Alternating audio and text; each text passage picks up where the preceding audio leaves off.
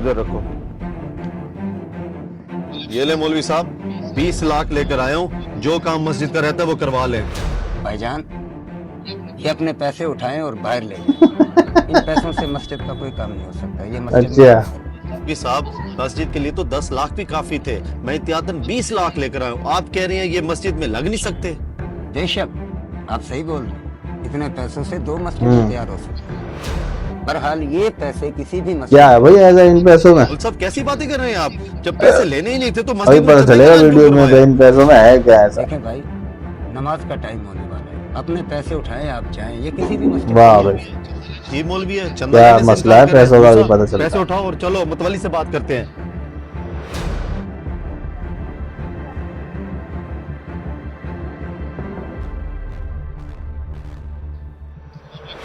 अस्सलाम वालेकुम मतवाली साहब। वालेकुम सलाम। वली साहब, मैं मस्जिद की तामीर के लिए 20 लाख देने गया था, उल्टा मौलवी साहब ने मुझे बातें सुनानी शुरू कर दी और पैसे भी नहीं लिए।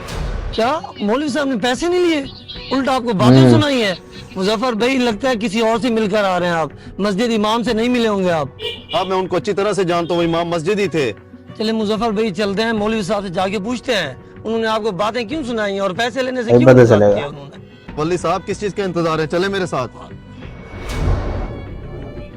शाहिद भाई, आप ऐसा करें, मौलवी साहब को समझाएं, अगर वो नहीं समझते ना, आप इमाम साहब चेंज करें।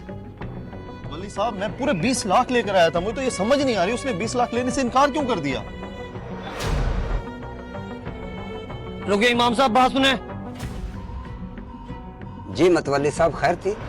मौलवी साहब, ये मेरे दोस्त पैसे लेकर आए थे, आपने इनसे पैसे लेने से इनकार कर दिया है, उल्टा इनको बातें सुनाई हैं। हालांकि ये पूरे 20 लाख रुपए लेके आए हैं, इससे पूरी मस्जिद का काम हो सकता था अपना।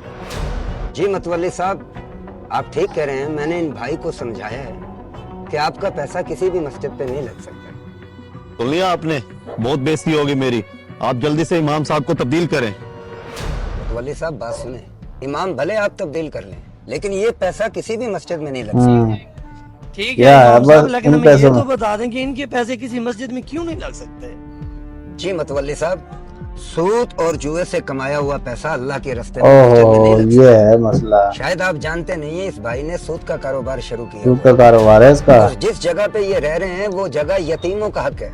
ये लोगों की जमीनों पे कब्जे करते हैं, लोगों का हक खाते हैं। अच्छा, तो इमाम साहब ये बात है, यही तो बात है। बात का इल्म नहीं था। ओ भाई, तुम्हें पैसों से मतलब होना चाहिए, ऐसे नहीं होता भाई। तुम्हें पैसे चाहिए तो लो, वरना मुझे बातें ना सुनाओ। मेरे भाई, आप मेरी बात को समझ नहीं रहे हैं। आपका ये पैसा हलाल नहीं है। अगर आपने रिस्क हलाल कमा के थोड़ा सा भी अल्लाह के रास्ते में खर्च कर देंगे तो अल्लाह उसका भी अजर देता है, क्योंकि खलूस से दिल से अल्लाह के रास्ते में खजूर का आधा टुकड़ा दे दो तो अल्लाह उसका भी और पहाड़ जितना सवाब देता है। मुजफ्फर भाई, हमारी बातों से नाराज मत होना, बेहतर होगा कि ये जिसका पैसा है जाके उनको वापस भाई वीडियो शेयर कर देना। वो चीज जो भी कि आप हराम गलत काम कर रहा हो सुधर जाओ भाई। यकीन माने कामयाब इतनी बरकत है, नहीं, पैसा कितने दे देता है। आपने बिल्कुल ठीक फरमाया, लेकिन इस तरह तो मेरा सारा कारोबार तबाह बर्बाद हो जाएगा। मेरे भाई, रिज़्क़ का राज़िक अल्लाह है, जो पत्थर में पड़े हलाल चाहे देता है। थोड़ा हो, ये काम करने से पहले भूखा सोते थे। राज़िक अल्लाह है। ठीक है मौलवी साहब, आज से मैं रिस्क हलाल कमाऊंगा। आओ भाई। अगर आपको हमारा ये मैसेज पसंद आया हो तो सदके जारिया समझकर इसको जरूर शेयर करो भाई, शेयर शुक्रिया। करो, सब्सक्राइब भी करो।